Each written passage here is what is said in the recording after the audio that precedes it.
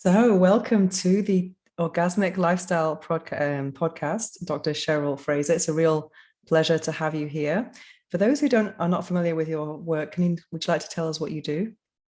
Sure. I sometimes quip that if a Buddhist nun and a sex therapist had a baby, I'd be the progeny.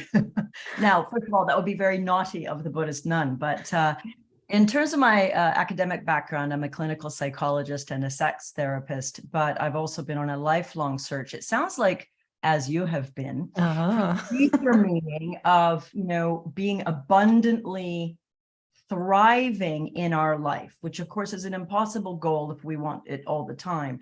So that led me to a very deep study of Buddhism. I've done multiple 3 and 4 month deep retreats in India, Tibet, Canada, the US. And I attempt in my own imperfect way to bring them together to some degree. So to look at, particularly I focus on couples, generally in longer term relationships. And by that, I mean simply more than about 2 years together. And how can we revive passion, both in our sexual life, but in our heart life? I think what you would so beautifully call an orgasmic lifestyle, being alive, being engaged. And I do that through various mediums like you do. I've got a podcast and a book. And my favorite way to work with people is I do a 3-month immersion online couples program where I teach live every week. And it's absolutely awe-inspiring over and over to see couples in pain choose to see whether they can reboot, reignite, and reinvigorate this dreadfully ridiculous thing we try to do, which is long-term love. okay. So I've been reading a book, Buddha's Oh, there you Bedroom. go. Yeah, it's really interesting for me because it's something that I saw in one of your videos and in this book that really inspired me personally, or something that triggered me, is the fact that you talked about having this shower for two, but you were doing couples therapy, and I feel like that sometimes in my life that I am, talking about these different couples toys because I'm mainly a sex toy reviewer. That's the main part of my job. And I also think about couples ways to use toys, but I'm mostly celibate. I've been single for just over a year. So I find it incredibly frustrating sometimes. So even to read a book like yours, it makes me feel even more kind of single or confirming my desire to have a spiritually complete and fulfilling relationship. So how did you reconcile that in your own life? Because I think that's something you've lived with.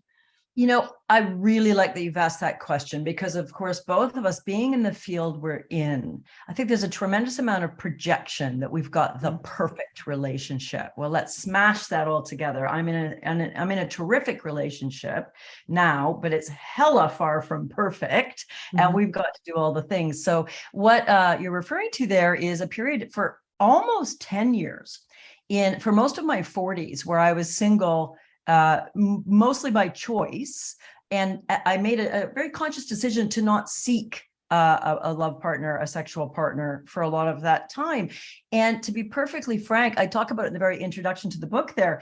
It was that when I was in relationship, my mind states were crazy. There was a lot more clinging, a lot more turbulent emotion, frustration, desire, wanting my partner to make me happily ever after.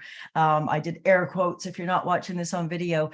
And I was a lot calmer and more content and more deeply happy for some of those years where I chose to not pursue romantic relationship. And just to clear that up for people, I very deeply, if not desperately, wanted romantic relationship my whole life until then, and was, in serial monogamy relationships. And when one would end, I would grieve massively for about a year and just be pretty shattered, and then seek a new one. So it was very interesting to be with myself the way you're being right now, partly by choice, also by circumstance. Let's face it, we want someone fairly fabulous, not perfect, to jump into the journey of spirituality, sexuality, and emotional connection with.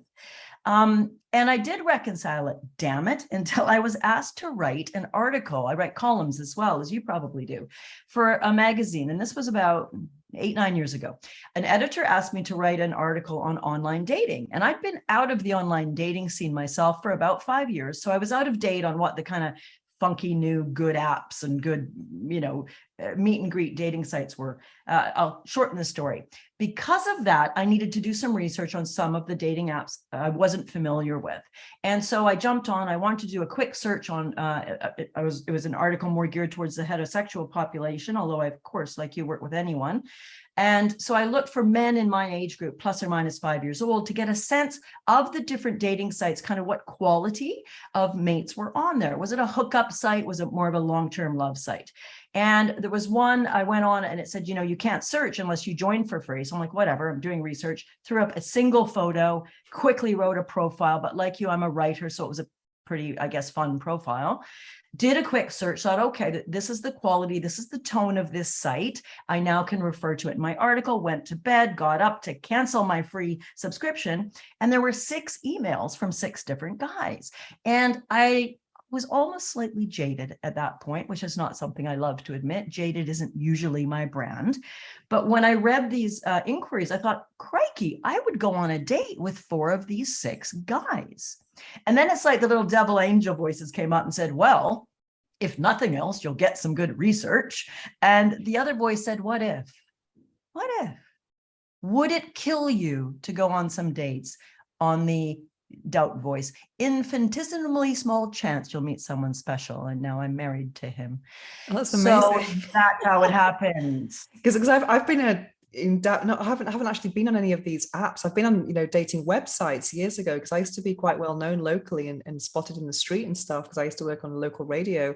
And I was thinking, having an app where people know how far away I am from them and a recognizable face, I just didn't sit comfortably with me. Yeah, and I've been kind of toying with the idea. And one of my friends said to me yesterday, there's an article waiting to be written. Yeah. Oh, honey.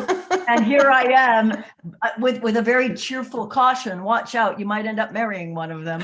And on our first date, he said, what are you looking for? And I said, an article. I'm not looking. Like, I'm really good. I'm only really here because I was researching an article. And then I gave myself a challenge to go on 5 dates. And he laughed. He said, all right, well, let's see how we go. I think sometimes it's always easier to take the pressure off if you have an intention that's not about dating, because I think sometimes one of the reasons I've not been doing dating, because I'm familiar with online dating, I've done it when it was website based years ago. Yeah. But it's just too much of a sentimental job interview kind of thing. It's about justifying or asking about people's life choices and judging people, profiling people. Whereas if you meet people, my philosophy now is just to have a very full social life, and just to be very, right, and mix with the kind of people or the places that I would expect to find my Mars. I say Mars, Mars O'Hara. There you go. So that's kind of my philosophy right now. But I do spend a lot of time celibate, which is very, very frustrating. So I'm just, not really sure what to do, but maybe this is a sign for me.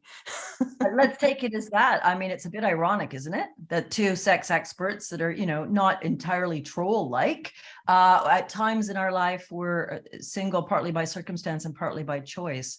So I think it was destined for you to hear my story, which we, of course, didn't pre-discuss and you didn't know, but that's how it happened. Yeah. Amazing. So what was the inspiration behind Buddha's bedroom? Well, really, that was, my quip off the top about, if the Buddhist nun and a sex therapist had a baby. But for quite a while, I kept those 2 parts of my life very separate. There was my sex therapy, couples therapy, life and teaching and all the things. And then there was my whether you don't get stuck on the word Buddhism, for me, the path I study is Buddhism, but it can be anything, but my spiritual life, deep meditation, turning away from the world. When I do a 4-month retreat, I'm completely and entirely off grid. My family has a number in case there's a death or the house burns down, but I have no contact at all. Don't read books. I'm in deep, deep inner work. And I had an incorrect understanding at that time, 10 years ago, 15 years ago, that I needed to be one or the other. So, I was kind of this sparkly sex therapist, extroverted couples therapist, attempting to help people, as I say, create love that lasts a lifetime, to fall in love over and over again with the one you're already with. And then I was single and, turning my back on the world. So at some point, it was actually literally on a mountain in the Himalayas. How cliche, couldn't make that up. I had an epiphany around, why am I considering these 2 paths separate? I'm either going to be in kind of secular, regular life, potentially partnered again and living all the wonderful things we do in secular life, or I'm going to, turn my back on it all and meditate and simply teach what we call Dharma, the teachings of Buddhist philosophy. And I realized it was a ridiculous concept I'd created. And when I melted it, it became very clear that one could do both. And that was the inspiration for Buddha's Bedroom, the book. In a lot of my work with the public, I do something what my friends call stealth Dharma. Dharma, again, meaning the teachings of Buddhist mind work, meditation, etc. I don't talk about it super overtly, but it's in there. For example, if you have an argument with your sweetheart, we tend to have a story in our head, he or she's being impossible, they're so thoughtless, they're not, considering my needs. And we believe this story. Now, it's simply a story, and it's a story we fabricate based on the actual data. The data might be they didn't give us a birthday present we liked. So that's actually what happened. But we can do anything we want with the data. We can create any story. We can rewrite the story. And if the story I default to is you don't care about me, you're not romantic, you take me for granted, you ruined my birthday, we believe it's true. But it's not. We can call that cognitive behavioral therapy if you like. Really, it goes as far back as the Buddha and before. What if we rewrite the story? So I often teach my couples, change your mind, not your mate. Of course, I'm not talking about abuse or intolerable situations. I'm talking about the regular disappointments and hurts. What if I reinterpret the data, which is my sweetheart didn't give me a birthday gift that dazzled me, to the following? Well, that's my sweetie. He's not so good at birthday gifts. I love him. Or her. So that, for example, is a way of inserting ways of working with our mind into the general couples and sex therapy work. Tantric sexuality, when we're making love, for example. But with Buddha's Bedroom, I really came out of the closet, I suppose, as bi, both a sex therapist and a Buddhist. And I used this beautiful teaching of how we work with our mind, how we work with our emotions. For example, if you've made love to the same person for 34 years, you may be quite bored with your sex life, rarely have sex, and find it very predictable. That's not your body or their body or your relationship, it's the mind. If you got hit on the head today and had absolutely no harm to you, except you forgot about all your previous sexual encounters with your partner, the sexual encounter you had today would be wildly exciting and passionate because it would feel new. So what can we do with our mind to create a sense of novelty in something that's very familiar? Definitely. I often say, I'm going to make a wild assumption that you might like chocolate. Most of us do. And we rarely, let's say you had an absolutely gorgeous Belgian truffle in front of you, just a sliver of it. And we placed it on our tongue and we let it melt and it coats our tongue. And there's the beautiful sensory silkiness. I very much doubt either of you after our delightful chocolate encounter would say, oh yeah, but I've had 1,000 chocolates before. Oh, no, definitely not. We don't. And yet we'll say that about kissing our sweetheart. I'm bored of this. I've done it so many times. It's not new. So what makes the chocolate different than the kiss is the quality of mind we're bringing to this present moment, enjoying our sliver of truffle. So imagine if we can bring that showing up with presence, which means our senses are more alive. A touch will be more intense. The taste of that chocolate will be more intense than if you chuck it in your mouth when you're on the tube and reading a book at the same time. So really, Buddha's Bedroom is a way of bringing those sorts of teachings into very clear couples and sex therapy techniques. I'm assuming that when you are working with couples, they are often couples that are having some kind of crisis, or kind of like they are. Did that subconsciously influence you to be single for a while when you see? Because I think sometimes for me, I've seen that a lot of examples around me they don't aspire me. They don't really. So having not good references sometimes can be a reason why people choose a single life. It's a really interesting question, and I would say not so much for me. I have almost the opposite reaction to couples. I've had the absolute pleasure to work with, either when I used to do private therapy work with couples in my office, and now I work with people exclusively in the 3-month online program, a group program where I coach them also every week live. as well as having a curriculum and whatnot, I have the opposite. What I see gives me hope. I see people in really dire straits, multiple affairs, bottom of the barrel, devastation, or maybe having lost a child, one of the most horrifying things anyone could go through. And not that every single person, neither you or I are naive, not like every single couple makes their way through the darkness and into the light. But I have an incredible privilege to work with couples who, by the very act of choosing to work with me or another skilled person, are making some sort of claim that we want more, we want better. Maybe we don't believe we can do it, but we want to try. So I actually get hope about love. I get hope about, there's a couple who took my program last year who they were in their early 70s and they'd been together forever. And he'd been in the military as a high-level pilot, kind of a maverick Top Gun kind of thing, that movie that's out right now. And he'd had multiple affairs. They'd been through just everything. And they hadn't had sex, made love in over 25 years. They'd stopped having sex in their 40s. Lots of fighting, lots of affairs, lots of betrayal, lots of pain. To my absolute humility, they found me, joined the program, and now have a sexual life together. That's after amazing. 25 years of no sex. So how could I not believe in the possibility of redemption, or the possibility of the courage and the dignity of two people attempting this nigh impossible thing of long-term love, of falling back in love. So I actually had a bit of the opposite, Venus. During the years where I was, single by choice, I saw, wow, here's couples having what I would maybe like again. Cool. That's amazing. Yeah. They inspire me. That's amazing. So going back to your book, would you like to tell us what the passion triangle is? I would very much like to. So the passion triangle is this sort of simple model I use with all the work I do to help couples. They can do a sort of a quick self-assessment as they listen to our conversation today. And if they want to actually do a quiz, I can give you a link to a 10-minute quiz where they can find out where they're strong and weak on what I call the 3 keys to passion. The 3, aspects of a healthy and ideally exceptional relationship. And exceptional relationships are extraordinarily rare. That makes me deeply sad. But if you are committed to wanting to have a really great relationship, you need to build your strengths in these 3 areas. I call them intimacy, thrill, and sensuality. Now, I use the word intimacy differently. Some people in our field and in the vernacular use the word intimacy as a euphemism for sex, right? Are we going to be intimate tonight? That's a great way to use the word. But the way I use it here is different. I'm talking about emotional, psychological intimacy. So the intimacy part of your relationship is really the glue, that what you need to have a sustainable long-term relationship. And that's communication, conflict resolution. What do you do when you have ugly, repeating arguments?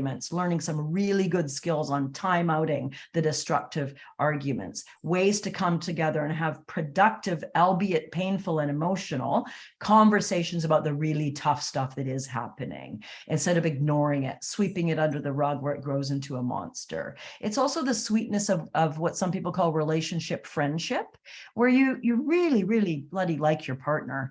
And they're the first person you want to call when you get good news. And they're the first person you want to call when you've got a flat tire, and you really feel they've got your back, and that they won't throw you to the wolves if you're out in public and someone's criticizing you. Even if they don't agree with your point of view, they'll stand up by you. All these things that we consider a great relationship to have, and that most of us really need some tuning up on. And none of us get trained in conflict resolution. None of us learn how to handle a relationship argument. We kind of mimic whatever we saw as kids, and let's not go there. So that's really key. Really what your typical couples therapist would mainly work on. Unfortunately, your typical couples therapist, as you well know, but not all your listeners may yet, is not trained in sex. In fact, it's an abysmal gap in the training of the majority of couples therapists. They're very good at the intimacy side. But for example, you can get a PhD in clinical psychology, which is what I have, which is sort of the top designation in North America. I've got 13 years of university, and there was no curriculum that was required on sexuality. I sought it out. I did a 2-year postdoc in San Francisco, hotbed of sex, maybe after Amsterdam, I don't know, to train in sex. So that's intimacy. Thrill, this is the one we all relate to really easily when we think of falling in love. It's the excitement, it's the butterflies, it's that locked and loaded feeling where I can't stop thinking about you. I can't pay attention at work because I'm anticipating our third date. Flushes of arousal and sexual lust, remembering that kiss and when your tongue touched mine and, one gets wet or they get hard. And also the almost obsessive thinking is biochemical. There's research to show that the biochemistry we have when we're falling in love or lust or attraction with someone actually does mimic the brain chemistry of obsessive compulsive disorder. I read that yesterday. I was like, wow. Isn't it brilliant? Yeah, because we had the experience, right? We couldn't stop thinking about them. It was obsessive. Yeah. And so but that you said about like a projection as well of our idea. Oh yeah. Like thrill is a dangerous thing to think it's real. And let me contextualize that. It's a very real feeling. You're stoned. You're stoned on your biochemistry. You're also stoned on your projection, which you wisely have brought up. What does projection mean? Well, if you and I were on a date, I'm like, she's everything. She's gorgeous. She's in my field. She lives in an exotic place. I'm going to assume you like dogs. So let's just go with that. She loves dogs. I actually hate dogs. Well, now it's over. The date's over because you've ruined my projection of you, and my perfect mate loves dogs, right? So yeah, that, and then you tell your friends, oh, she's this and she's that, and it's amazing. Well, you've known them for an hour and a half, right? And we're already in the 3 kids and the picket fence. So what I tell people is enjoy the hell out of falling in love. It's like a roller coaster, but it's going to pull into the station. And then you're going to have to see whether you're actually compatible for a regular relationship. But the passion triangle is meant for all of us, but particularly those of us in a committed relationship where the thrill is probably the side of the passion triangle that's really weak for most long-term couples. Like, we love them. We don't really feel in love with them anymore. Like, we like our sweetheart. We're great parents together. We love going camping, on holidays. We're good buddies. Occasionally we have some lovemaking that's okay, or maybe pretty good. But, I don't light up when he or she gets home. I don't run to the door and give them a passionate kiss the way I did when we were dating. And I don't bother to wear nice underwear. So thrill is really where, as a longer term couple, I work with couples to just bring some of that back in. Everything from date nights to surprising each other to, if you're not organically a romantic person, literally programming it into your phone, buy him flowers, send her a sexy text so that it becomes a lovely habit to remember how special your partner is instead of waiting for a terrible, painful wake-up call, like an affair or your friend's spouse is suddenly killed in an accident and you wake up and adore your partner for a few days. You see, terrible events can create thrill. So to go back quickly, we've got 3 sides to the passion triangle. I've explained intimacy, I've explained thrill, and the third side I call sensuality, a word I suspect, given our similar philosophical views, you would really relate to, Venus. I don't call it sexuality. I'm in the entire spectrum of all things sensual, from holding hands when you go for a walk, to snuggling while you watch a movie, to kissing goodnight or good morning. And through all touch, sensory experience, playing music and dancing when you're making your food, that's a sensory experience. Please all try it if you're not doing it. And then, of course, the entire erotic and sexual spectrum, everything from simple, sweet love making right through to tantric sex, multiple orgasms, kink, whatever one wants to explore. And as you would likely know, but some of our listeners may need reminding, the research indicates that 30 to 40% of couples in a long-term relationship are sexless. And as you don't know, that's clinically defined as you make love 6 or fewer times a year. Now, of that 30 to 40% of long-term couples, a good number of them haven't had sex in years. And one of the groups of people I love to assist, as you do in your work, is people who may be sexless, but still would like to see whether it's possible to bring some sexuality and sensuality back. And in that case, I don't start with, go have sex tonight. They're not ready. There's all sorts of hurt and pain and history. We start with eventually moving them to where they might, have a shower together and soap each other up eventually, We might start with a clothed, deep hug once a day to even break that barrier, depending on the couple. So the 3 keys to passion. Again, people can take a quiz if they want. It's kind of fun to do. You know, how am I and my sweetheart doing these days on intimacy, communication, deep communication? Are we really only talking about the kids and the dog and the mortgage and whether we are eating enough green food? Or are we also talking about our hopes and dreams, who we are? Do I know what's going on for my partner at work? Do I know what they're excited about in their life and what they're worried about? If not, you've got some tuning up to do. And then secondly, thrill. How are we doing? You know, is it flop on the couch with Netflix and a bowl of popcorn every single night? Or do you say, look, we're really tired, but let's get up and go down to the corner cafe and have a glass of wine and a good conversation about something that's not about the house and the kids? And then sensuality. Are we attending to our erotic life, our touch life? Are we making it sacred? Are we making it intentional?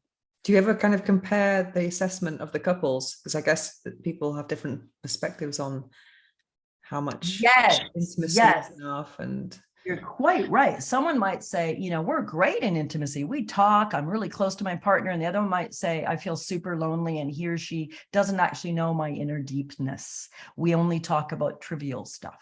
And certainly around thrill, one person might say, oh, you know, I'm still really excited when they get home. And the other one might say, meh, to quote my niece. And on sexuality, certainly there can be, usually people have a reasonable assessment of how they're doing sexually, but they often feel very different about it. So person A may say, well, we make love about twice a month and I'm really content with that and it's quite pleasurable. And person B might say, we make love about twice a month and I'm really frustrated and I really want more and I'd like to explore more and I'm very bored with our sex life. Yeah.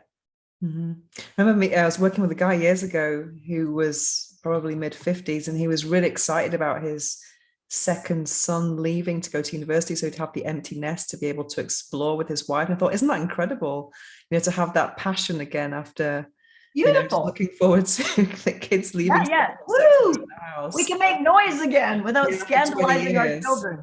It's really inspiring when you hear things like that. It so really happiness is an inside job. How does it apply when you are unhappy in a relationship? Does it have a solution? I mean, where is the line? There's a solution, but it's one very few people will study enough to become good at. So I'm always going to keep it real. Literally, happiness comes from inside. And that's not just meant to be a silly bumper sticker.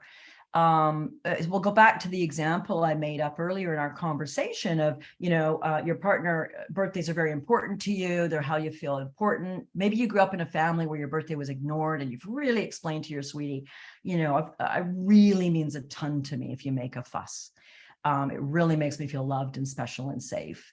And your partner's not great at it. And they maybe try, but their trying isn't what you wanted. You know, the old joke, they give you a vacuum instead of a diamond bracelet or whatever. How sexist is that to both sexes? I think completely unfair. But anyway, and I'm really, really hurt and upset and devastated by your lack of, making a fuss on my birthday that filled me up. Again, I think I'm unhappy because you did or didn't do something. I think I'm unhappy because of the event. But like I explained briefly earlier, the data is your sweetheart either forgot your birthday or brought you something that didn't meet your needs. But the happy or unhappy is all up to you. And this is very advanced teaching. And I don't want anybody to feel guilty or embarrassed or shamed that your human experience, mine as well, often is I am unhappy because of you. That is our experience, but I'm suggesting people take it a mile further to say, what am I actually upset about? I'm upset because I'm interpreting this as you don't care about me. That's mind stuff. That's not your partner stuff. I'm assuming for this example, of course, Venus, that your partner does care about you and they do love you and they in fact adore you. They're just crap at birthday. So that's the setup I'm giving. If they actually don't care, you've got bigger problems to tackle and maybe choose to separate at some point. But if my experience is you don't care about me and whatever, now I'm making my partner feel terrible. He or she's like, no matter what I do, it's not good enough. I can't make you happy. If I'm able to take care of the wounded kid inside me, whose parents were crap at birthdays, and say, this is my stuff. Hey, babe, thanks for trying. Next year, I might give you a script on what to do. And and I'm going to throw myself a great birthday tomorrow and invite you, you're happy. You're in love. Your partner isn't a villain because they're just not very good at birthdays. They're not very creative in that way. So I really work with people on both. What I mean is, let's say that was a couple I was working with. I would work in two ways. I would certainly work to help, delinquent birthday spouse to, Google up great ideas for birthdays. Ask me for ideas. Better yet, go to your spouse's friends and say, what do you think they'd like? Because they're often a wealth of resource. My friend's husband used to come to me and say, what does she want for Christmas? I say, give her this. He's like, okay, cool. Because I was going to give her that. I'm like, no, that would have been a fail, my friend. So I do work to actually solve the problem as much as I can and to train the delinquent birthday partner to be better at that, to take it on. But ultimately, if my happiness is dependent on my spouse doing the right thing, it's a very, very fragile happiness. Absolutely. It's dependent on something outside. Mm. And, your spouse might get a migraine on your birthday and not be able to show up. So happiness being an inside job, yeah, it's a bit of a slogan, but it's a slogan with a profound meaning. And it's essentially the basis of all Buddhist mind training and some other both scientific, psychological, and spiritual schools, which is you're responsible for the mind's reaction to whatever happens. Mm. So in the intimacy part of your book, you talk about loving speech and how can we apply, what is loving speech and how can we apply it to our relationships? Yeah. I really like that phrase. And that's based on the Buddha teaches 8 kind of aspects of our life that we can work on to have less suffering, to be happier from the inside. And one of them is interestingly enough, our speech. It's one of the 8 that the Buddha taught. Well, that's kind of interesting. You think it would all be about meditation and asceticism. No, it's like, be careful with your speech. And some of the training is be honest, be fair, choose the right time to speak. This is directly from the Buddha's mouth. He was a good couples therapist. It may be true, it may be fair, but it may be the wrong time to bring it up. So to really be thoughtful. And I use the phrase kind speech. And I contrast it to the way, certainly in North America, and I think around the world now, we're a culture of impatience and rudeness in our speech, and it's become very acceptable. If you're at the grocery store, it's a great one-item test. Everybody go to the grocery store today and spend 5 minutes watching couples and or families and listen to how they speak to each other. And we're going to hear people say, come on, hurry up, we've got to go. Or no, put that back. I didn't say you could. Or, oh, for God's sake, we don't need more steak. Did you not check the fridge? Like there's so much curtness, rudeness, impatience. And it's just become endemic and accepted. So it's a way to say, I sometimes say, the name of my program is called Become Passion. So I say to my couples, imagine I put a Become Passion nanny cam in your home, and I could listen to the way you talk to each other when you're in a rush or you're frustrated or you're annoyed. Would you want me to share the footage? And everybody's like, oh, right. And I say, but if your good friend was in the home, would you be okay me showing that footage, even if you were impatient or angry with them? And they said, yeah, I would speak much more kindly. So hello again, Cheryl. So we're back after the power cuts. Yes, real life happens. And great couples handle it when things like that happen. Like, oh no, the power's out. This can't happen. That can't happen. Do we go into a big tizzy, or do we say, as the Buddhists would say, well, that happened. That's reality now. It's not the reality we wanted, but we can either suffer and get upset and freak out, or we can be graceful and say, okay, gosh, that happened and we'll have to re-record another day. And here we are. Yeah, because also in this podcast, I don't actually edit out any filler words. It's just all in, so I think it's a good practice just to embrace authenticity. And I think it's nice for people to listening to it as well, to think you don't need to be perfect. We were talking about last time about couples in supermarkets you were talking about, and I'd written down couples in airports, because when I travel a lot alone for business and stuff, and when I see couples in airports, they're kind of sick of each other. You see all this bickering and tension, and that kind of makes me want to stay single sometimes. It's true. And I mean, I ask people to go on sort of a anthropological outing to do just what we're talking about, go to the supermarket. If you're at an airport, picking up your kids after the school play, take a little look at couples. And one of the things you won't see is physical affection. You'll very, very rarely see a couple holding hands if they're not a new couple. You'll very rarely see them with their arm around each other. And I noticed this, Venus, at times when I watch a big epic program like the Olympics, maybe, or something like that, where there's these, or even some of the, America's Got Talent or England's Got Talent, those shows, the parents are watching their kid and they're so thrilled for their child performing or the athlete. And yet there's almost no affection between the two of them. It's a very rare thing. The camera will cut to the parents of an athlete or a performer. And when that person does well, the parents will turn to each other and hug or kiss. In fact, there was a bit of a scandal here in North America, in Canada. We're ice hockey loving people. And there was the draft pick where they pick the great players for that year. And a young man was chosen for an NHL hockey team, the premier hockey team. And the whatever cam just cut to his parents. And usually I guess they'd be going, yay, we're happy for our son. Instead, they turned to each other and they shared a passionate kiss on camera. And it was a bit scandalous. It went viral. CNN, the American news station, talked about it. And I thought, isn't that tragic that a couple who's been together 25 or 30 years can passionately kiss because they're sharing a moment of delight for their family, and it makes the news, right? It shouldn't be newsworthy in my world. It should be typical. Here in Spain, I'm British, but I live in Spain. So there's a lot more physical affection in general. And you see couples who've definitely been together all their lives. They're not new couples, sometimes walking down the street hand in hand. And it's such a beautiful thing to see. Yes, So it really is. As Commonwealth folk need to take a page out of that more relaxed physicality, because touch, as you would well know, it grounds us, it activates the parasympathetic nervous system. So it calms our blood pressure and our heart rate. It connects us in a way, literally in a nonverbal way, that's very powerful. So anybody listening, take a page out of the book of that scandalous Canadian couple or of any regular Spanish couple and touch more and touch often.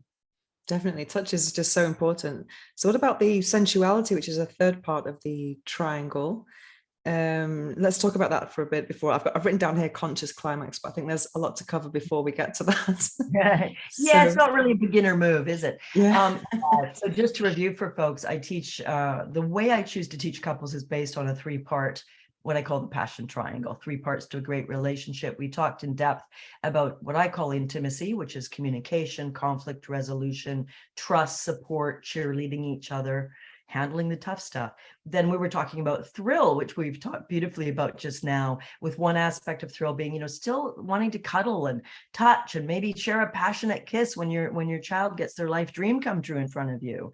And then the third side, of course, of a romantic sexual relationship, and the part that sets it apart from any other relationship in our life, if we're choosing monogamy, is the sensual, erotic touch side of our relationship. I sometimes say, what is a great long-term relationship or a great long-term marriage?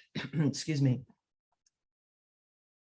I sometimes say, what's a great long-term marriage? And really, it's a fantastic friendship plus nudity. Really, it's the communication, the delight, the adventuring, the, hey, honey, let's go, explore that new restaurant tonight, plus getting naked some of the time. And you're probably aware of the sad research findings, which is that 30 to 40% of long-term couples, and I'm defining that as together more than a few years, more than 2 or 3 years. I'm not limiting the phrase long-term couples to couples who've been together for decades. So 30 to 40% of long-term couples are in what's clinically defined as a sexless marriage, which means they make love 6 or fewer times a year.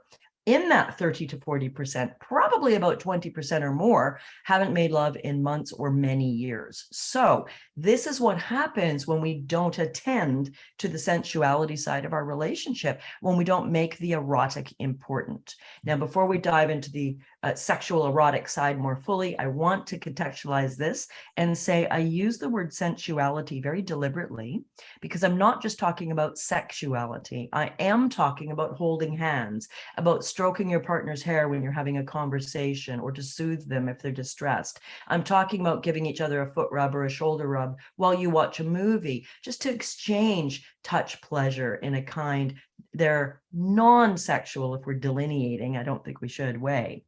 And then, of course, there's the sexual side. But a lot of couples I work with are in a sexless relationship. They're looking to see if they can regain a level of sensuality and sexuality in their life.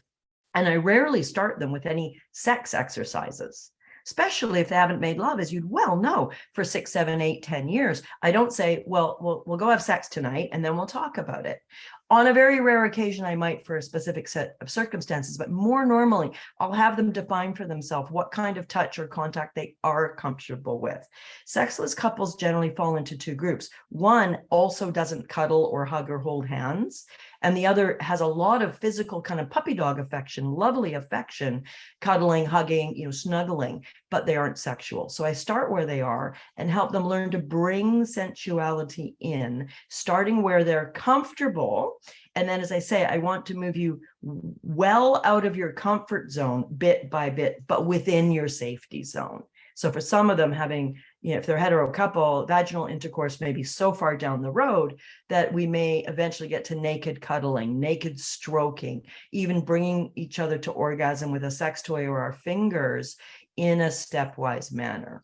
Now, just briefly, for the other half or 60% of couples who do have a sexual life of some ilk at this time, maybe once a month, maybe once a day, then we look at the quality, fantasy, taboo, what I call dark sexual energy, which I think is a very positive phrase, which is, what are your raw, rough, crazy fantasies that you're afraid to acknowledge or maybe afraid to talk to your partner about. I'm in no way implying we should act out some of our fantasies. Some of them are best as a charge in our head for masturbation or for sometimes partner activity, or just telling each other and whispering our erotic taboo fantasy to each other as a turn on. But what I'm saying is I want to assist couples, as you do in your work, to open up to various aspects of their sensual being, from the most tender and loving and sweet, where we might make love and weep with the emotional beauty of that connection, to our most raw, crazy, hanging off the rafters sex. And it's fine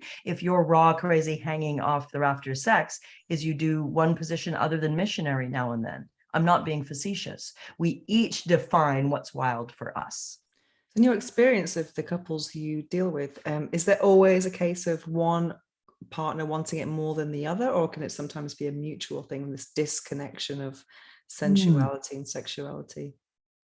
I would say generally there's one partner who wishes there was sexuality still, and yet may have resigned themselves or in a loving way chosen to say, I love my partner, we're so good in so many ways, they don't want to be sexual, I do, but I'm willing to accept this because there's so much other to our relationship, because sex isn't everything. But very rarely I'll run into a couple where they both state that they're very content being sexless. Now, in my career so far, I've met 2 couples only for whom that was actually true, where they were very happily mutually sexless, didn't masturbate, didn't have a sexual life, and were very happy. They don't have a problem. I don't try to change them, but that's 2 couples out of thousands and thousands. Then there's hundreds and hundreds or thousands of couples who say they're okay with it. And when we do a little bit more deeper questioning and opening up their truth, we don't want to hurt our partner. We've often argued about this in days gone by a lot till we just started avoiding the whole topic. It was too painful. One of us felt like a failure because we weren't feeling sexual and didn't come forward to connect sexually. The other one felt rejected and sad and like they were badgering their mate. And a lot of beautiful, loving couples just gradually stop ever talking about it.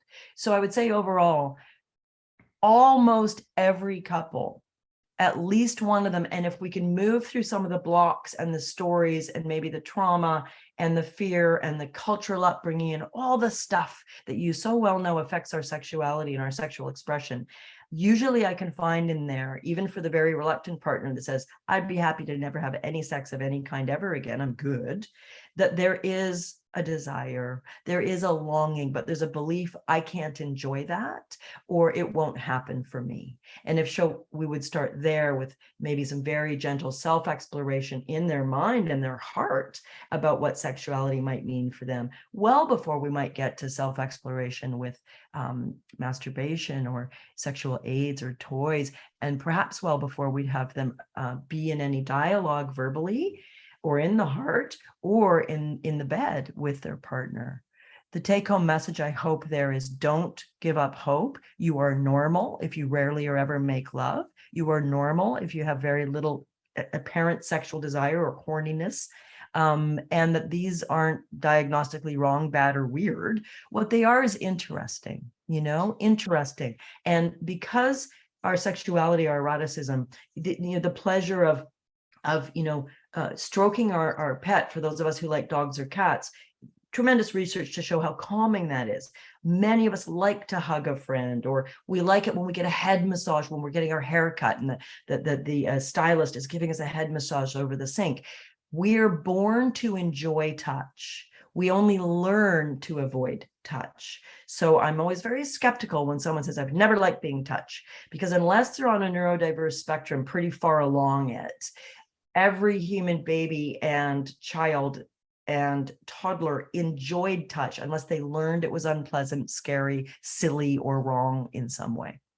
I've been on both sides in the relationship where I've been the one wanting more and I've been the one avoiding it. So I've kind of lived both sides. And I think when I was in a relationship when I was trying to avoid it, I felt that, which I think something that a lot of women can identify with, especially women, is that if someone tries to give you a massage or a foot rub or whatever, you can't really enjoy it because you're thinking they're just doing it because they want sex. And I think it's really good to actually stop the penetration, like you were saying, about how to actually enjoy all of those things and know that penetration is not on the menu, because we sex is defined by penetration, unfortunately, and that's how it is for most couples. And I think it's very, especially for women who've just had a baby, let's say, this trauma, of the vagina, that just don't really feel ready, perhaps, and then the man kind of can feel rejection. But I think it's really positive to actually just focus on those other things, like the massage, the touch, the neck. I mean, the neck is such an erogenous place, even more than the nape. It's just amazing, and the head and all of that, and just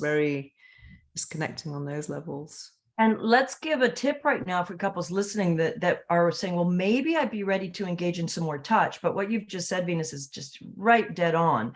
That I work with so many couples where when I used to have them in the room and work with them one-on-one, now I do it through my online programs. And I would question them. And let's say heterosexual couple, and let's say I was asking, do you hug? And so often the female partner would say, no, I don't hug, because I'm afraid if we hug, he'll want to have sex. I'm afraid if we hug, he'll get a hard on. And the fellow's like, well, I might get a hard on because I'm attracted to you and I love you, babe, but I love hugging. And so often the man has said, you're avoiding hugging me because you're afraid I'll want to have sex. And all I need to do is give them sometimes something as simple as a green light, yellow light, red light. They figure out what's green light touch. So for the woman in this scenario, you can hug me anytime. You can stroke my hair anytime. You can kiss me goodnight most of the time, but that's yellow. So green light is hug anytime, approach anytime, you'll always be welcome.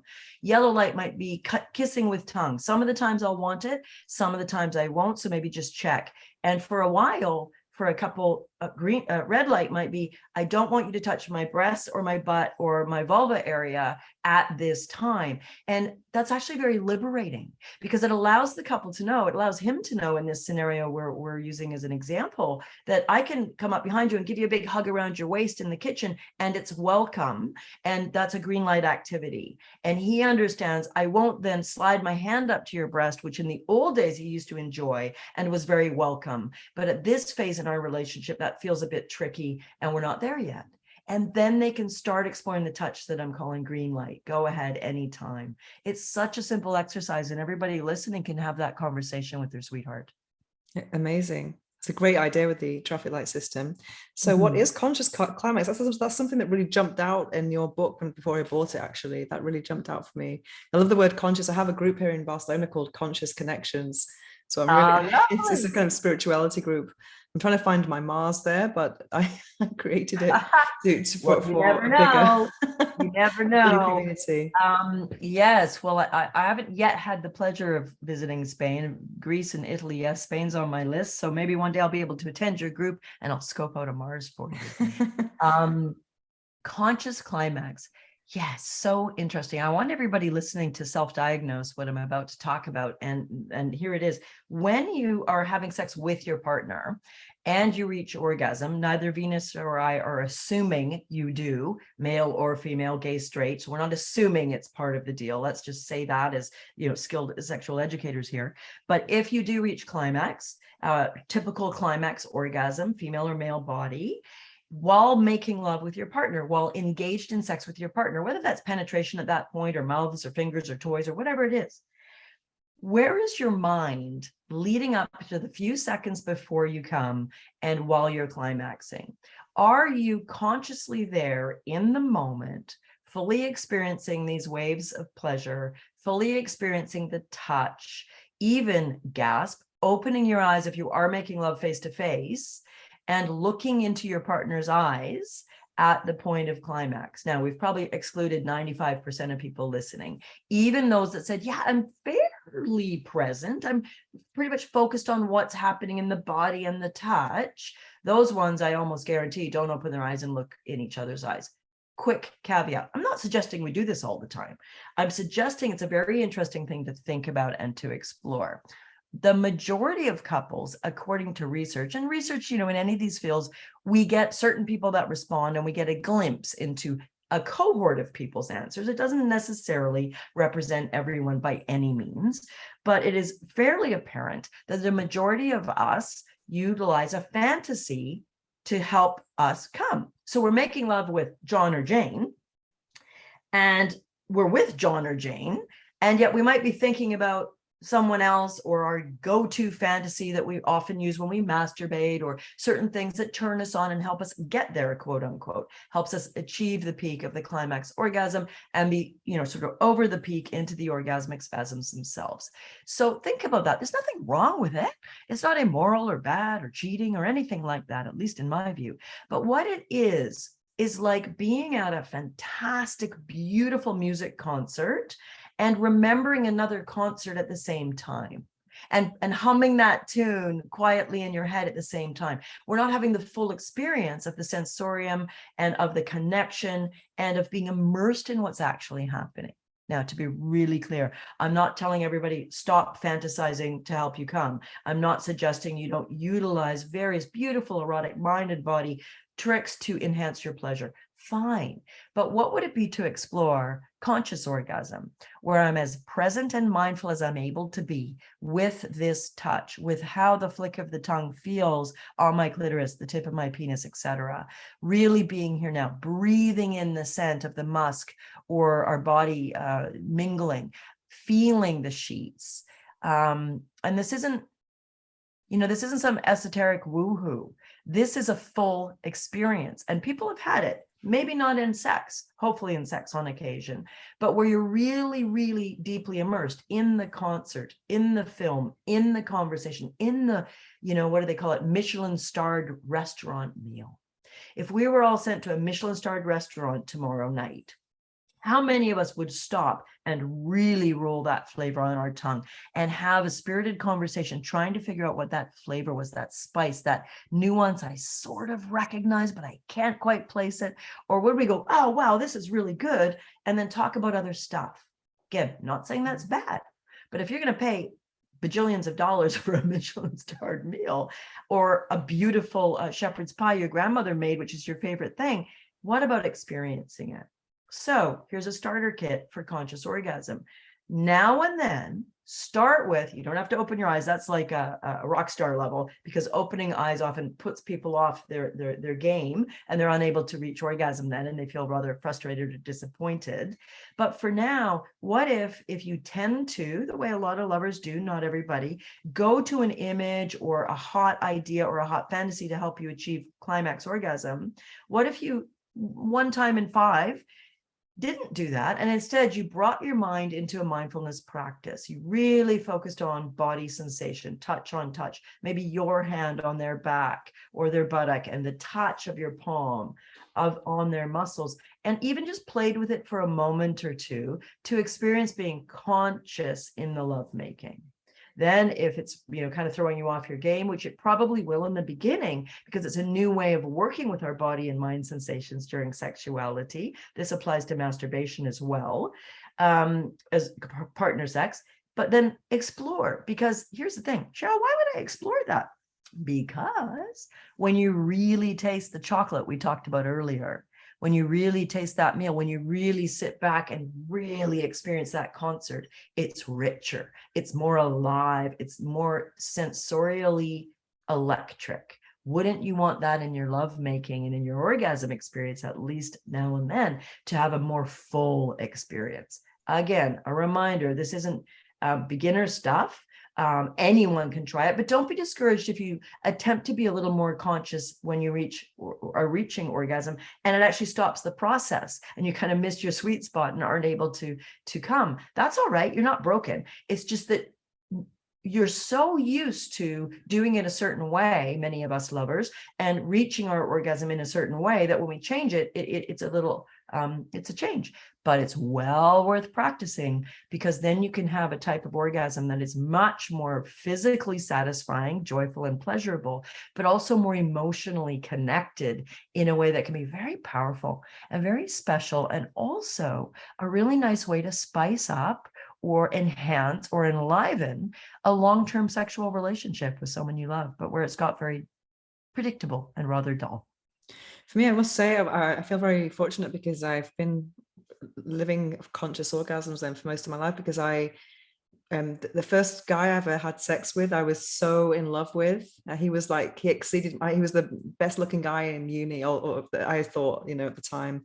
It's very toxic, but the sex was explosive. And I was a bit afraid of penetration, like many women are at the first, just because not really understanding how much space is inside your body with a vagina. It was like a whole mystery. It's like the secret garden. But the second time we had sex, because I was kind of relaxed. The first time I was obviously a bit tense, and it was over so fast because it took about 30 seconds. But the second time I wasn't anticipating any pain, because the first time didn't hurt. And then so I just had these orgasms from penetration over and over. And I realized now that I'm very sensitive on the A spot, the AFE zone, anterior fornix erogenous zone. And it puts me into kind of very mindful, present, surrender state. And it's the same with, it depends, not all penises, but most penises will reach it. And it makes me cry sometimes. I'm just so into it. However, when I stimulate my clitoris, it's a very different experience. I definitely need fantasy for that. So if it's cunnilingus, I kind of have to fantasize, because otherwise it's going to be there. They're going to be there for an hour. You know what I mean? So, but with penetration, it's a real like blessing of the divine masculine. It's a really present and conscious experience. Beautiful. I'm glad you shared that, because it gives people a sense of what it can feel like in whatever way. As you know, it's a little less common for women to climax the way you're describing you do. It's a beautiful, beautiful aspect of sexuality. But what is it like if one is more conscious? You're saying it feels more divine, more connected. It can be this heart melting, a spiritual experience, but also, because let's face it, people love pleasure, incredibly powerfully pleasurable to have this more conscious experience, which is an aspect to some degree of tantric sexuality practice as well. Yeah. Definitely. I need to have some of that. And that's missing in my life right now. But yes, we can have a lot of joy through our masturbation solo sexual life, but sharing energy with a worthy being is very profound as well, for sure. Which takes me to my next question, which is absolutely perfect now. This is so how can spirituality help you to be a better lover? It's a little less about me, ideally. In general, of course, we're very self-focused people. That's how we survive. It's how we cross the street and don't get run over. But a spiritual aspect to sexuality and to being lover, the way I would define that, there's many beautiful ways to define and answer that question, is a sense of the importance of the we, the sense of the importance of the emotional and spiritual and transcendent aspect, really, that can be part of lovemaking, of sharing our bodies in a way that is absolutely hot and amazing and raw and gorgeous and really great fuck, but also has this aspect of joining at a sort of heart level, that afterward you don't feel empty. Afterward, you don't feel sad, or afterwards you don't have as much of a physiological letdown to the peak of orgasm, delight, and then down, and then the typical, roll over and fall asleep. There's nothing wrong with that, by the way. Or after, a lot of men and women say they feel a little bit sad or slightly down after a sexual encounter, including with someone they love and feel very safe with. And part of that's biophysiological hormone shifts and peaks, and then a bit of a valley and a bit of almost a vaguely depressive neurochemistry for a few moments.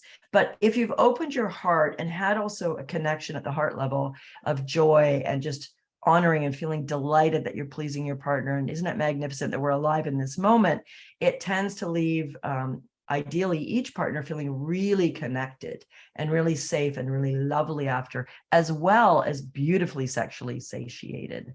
So it's a very short answer to a very large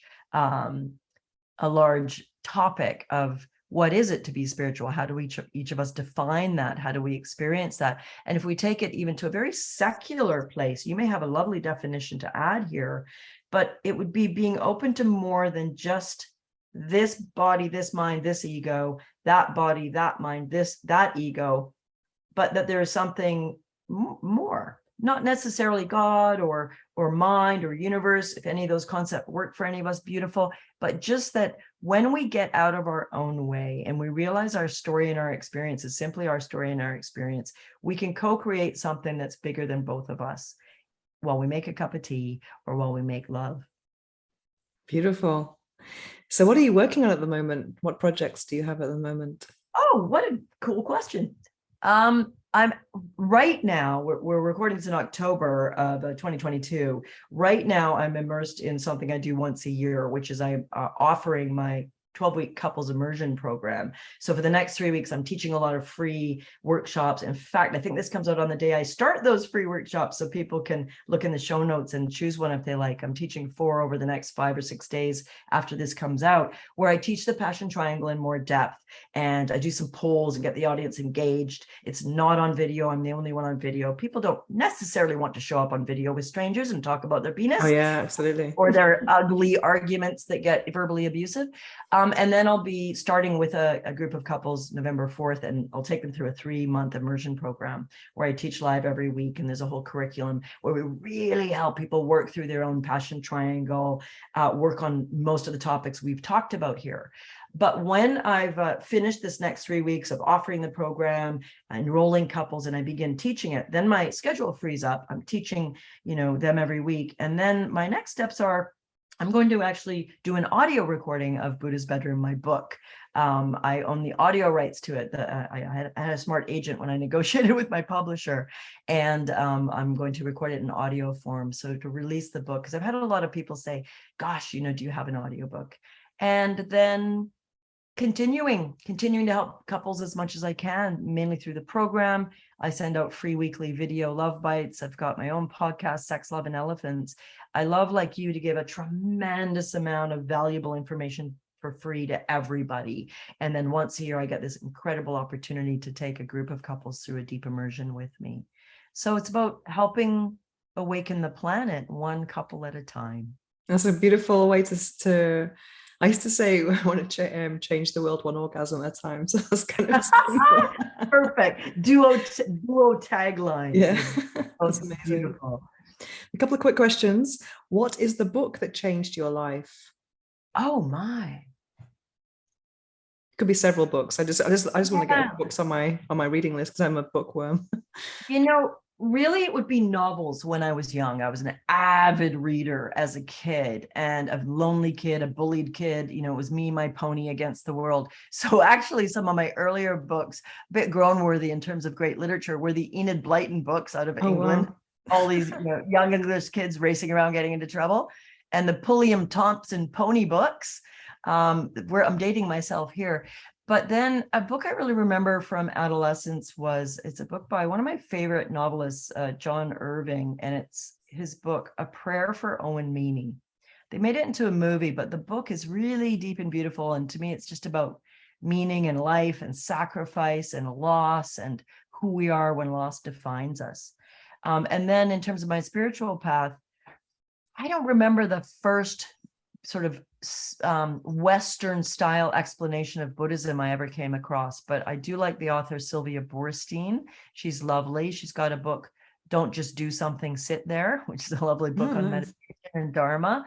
And Jack Kornfield's early book, A Path with Heart, would have been an early book where I was first really reading about the Four Noble Truths and the path. And Jack and his lovely wife, Trudy, who's a friend of mine, actually wrote the introduction to Buddha's Bedroom 20 odd years later. So that was a nice closing of a circle. Yeah, I read a ton, and it's hard for me to put my finger on anything. I usually have a really silly, easy fiction on the go because, like you, I work a tremendous amount intellectually and creatively. Sometimes I just want to read something silly that doesn't demand my brains. And concurrently, I'm reading something, Pulitzer Prize winning novels with beautiful prose and profound ideas. And I kind of go back and forth. And then some nonfiction thrown in there, usually about health, mental health, well-being, growth, sexuality, relationships, etc. We also have a book review section in this podcast, but I'm reading books about personal development, spirituality, and sexuality, because I read a lot. it's a lot of books. One of the books that shaped me when I was a teenager was Judy Blume. I just loved Judy Blume. Oh, yeah. Forever. That was such an amazing book, because I read that when I was 11, and they answered all of the questions you wanted to know that no one would tell you about sex. It was so graphic, and it was being passed around my primary school, my Catholic primary school. What a scandal. It was contraband. Yes. And the other one, I'm so glad you mentioned that, brought back a really funny memory. One of my best friends who would always have sleepovers, that her dad had, he was a bit of a hoarder. He had tons of paperback books in his basement, like staggering big piles of them. And we found Erica Jong's Fear of Flying, which has this classic scene in called The Zipless Fuck, which is her term. It's a great term for the completely impossible, will never happen sexual experience where you meet the stranger on the airplane and like you get together and there's no zippers, right? And there's nothing in the way and there's no farts and there's no nothing real. It's just perfect and perfection, and her great search for this. I don't think I thought about that book till you mentioned Judy Blume. So yeah, exactly. And I'm like, what is happening as I'm reading this book? Of course, being turned on and curious and learning what might be possible with some zippers and farts, though, in real life. So what is the quote or affirmation that you live by? I would say happiness is an inside job. Okay, so that said that quite a lot earlier in our interview. Great quote. Yeah. And how can people find you? Probably the easiest way is website, just my name, drcherylfraser.com. The podcast is Sex, Love, and Elephants. That's an easy Google because it's a weird phrase. So you'll definitely find your way. Elephants refers to all the Buddhist stuff I also teach. And if people are interested in getting weekly tips through the website, they can sign up for what I call my Love Bite list. And that's every Tuesday in North America.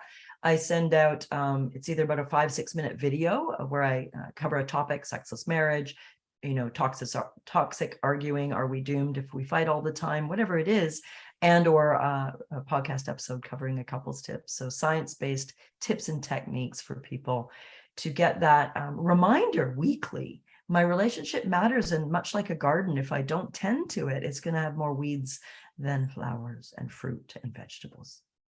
Excellent. So Dr. Cheryl Fraser, thank you so much for this incredible interview. It's been an absolute delight. So nice to meet you. Thank you for all the work you do for the world, for the planet, and I look forward to meeting again. Thanks a lot.